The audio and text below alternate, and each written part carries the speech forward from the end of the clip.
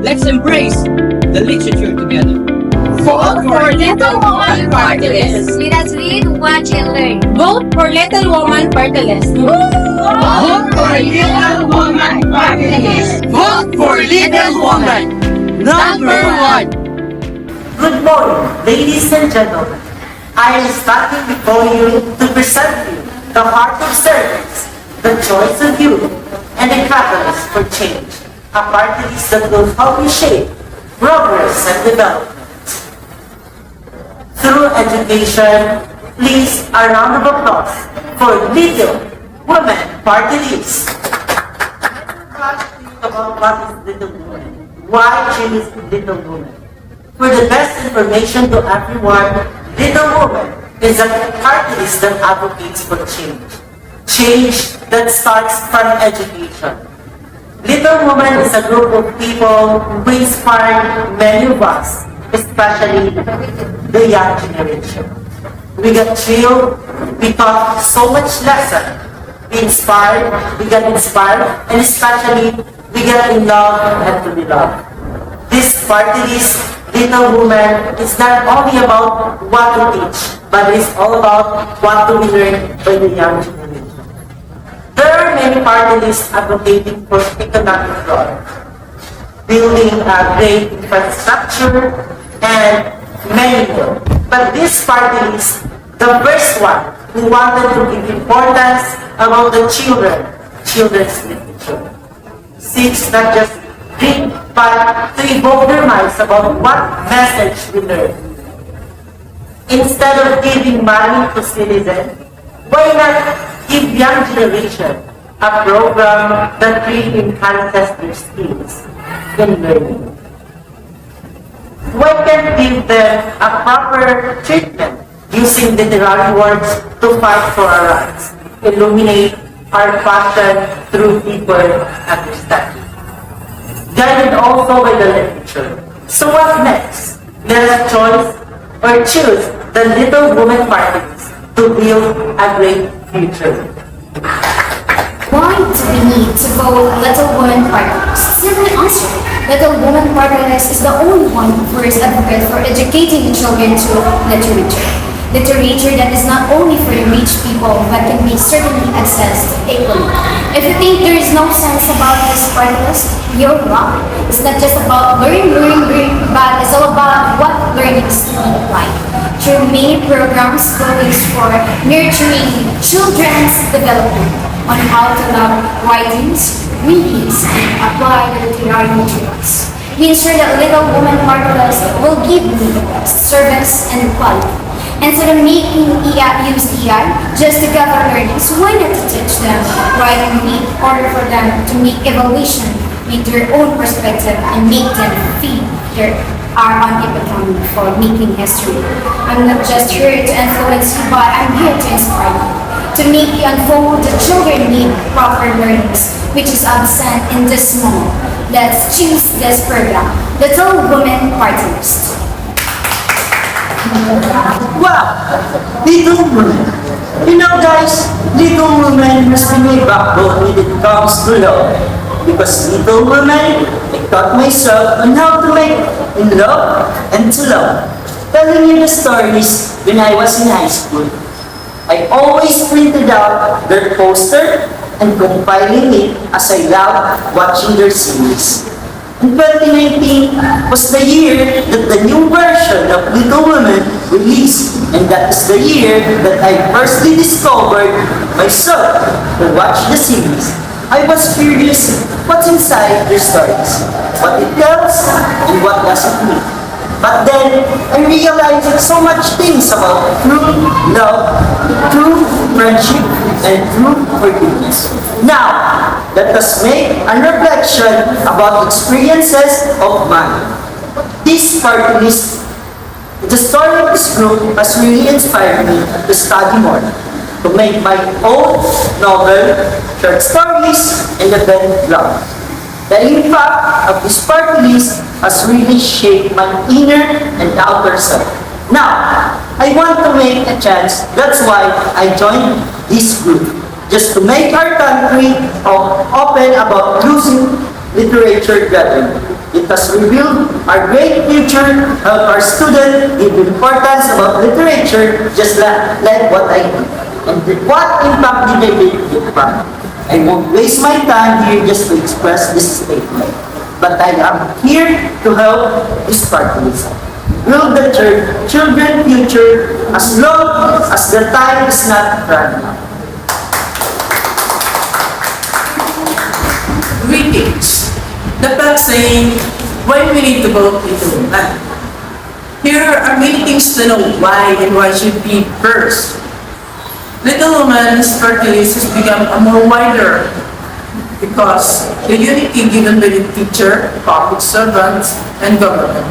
Yes, you are right. This Partylist has its approval and guidance of the institution because not just us, but then believe that this Partylist deserve to serve for the children and community. There are many distinguished people who support Little Women because they agree for this change. They agree for this great objective which really benefits not just one student but all of us. Unfortunately, according to the authorities, students nowadays has low interest when it comes to literature. That's why we use Little Woman to destroy this status quo, changing uninterested children into an active and literate children when it comes to literature. Let's calibrate this mindset. Let us help back it to activate their mind of the children about how to evaluate things with their own, how to let their mind make decisions, and how to apply what they learn. I want to change. I want them to change. Let's start change. The most important question is what is the role of this Partylist in today's new generation? If we are talking about the role, it has not just one, but more and more role derived. One of the roles of this Partylist is the change. But how do we get this if the community is not driven by this role? This is the reason why we advocate people to give role not just in one person but to all of us. Let us make this part as our role to manipulate intellect in reading, writing, and many activities. Little Woman Partylist wanted to say that if we want to start the change now, when start to give role about it, lead for it. Without the action of one, the effort is useless. So give your role on it. Role that implies initiatives to reinforce children, learn literature, make steps on how to start and end the role. If we will not going to start the change, our country will be more unsustained and malfunction. Let us make it now. Don't wait for the final judgment. For Little Woman being with us. Why Little Woman has its difference among the other parties? First, the outcome is not just about functions, but the final outcome of this vote will benefit every community inside this governance. If the other parties aiming for the instant change by giving unplanned advocacy, but Little Woman Partylist will not give you this. You will give the best you deserve. Like Mr. Lawrence, the rich man, the story of the family march, raised from the poverty. This Partylist also wants to help you raise from the Otherland reading literature. The most things we can say that Little Woman Partylist also want less different from others. That is the true story. This Partylist also want less come from the true story, which really emphasizes the love, coping from challenges, and learning how to give it all to turn. These traits possessed by the family march, which really inspired a lot to share you and make you realize that it is the right choice, not just the story itself, but the story reflections to our youth. Live nowadays, let us help our children know these things, to love the literatures, to read literatures, to give hope in new lives, the literatures, and to find comfort through literatures. If everyone has these mind settings, the changes will be effective. I stand here before you today not just to campaign, but to remind you your vote is not small. It is a powerful, just like the beloved characters in the Wismay Alcott's Little Women. Each of us has a role to play, a voice to raise, and a future to fight for. Let me introduce you to them. First is Jo March. Who is Jo March? Jo March is strong and outspoken.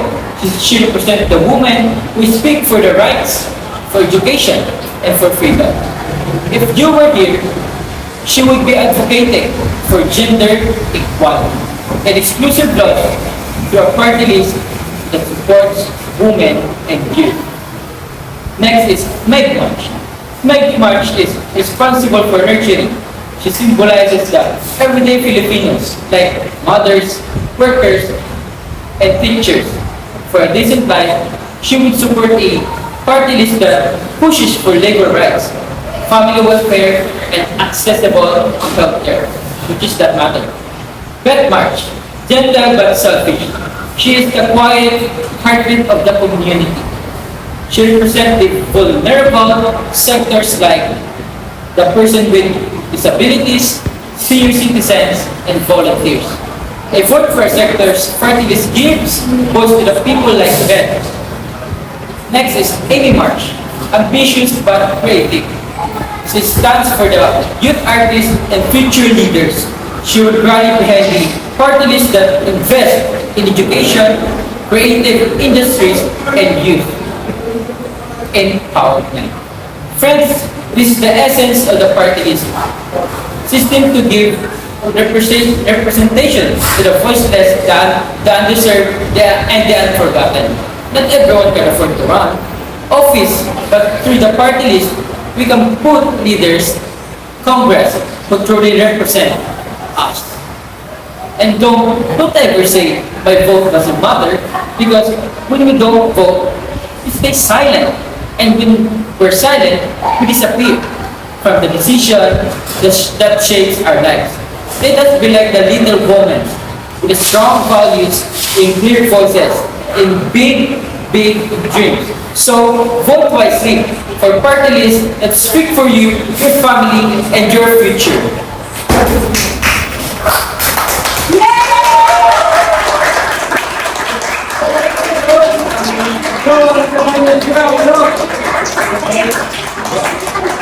Hearing all those information from all the Partylist members, let me give you a summary of what Little Women is.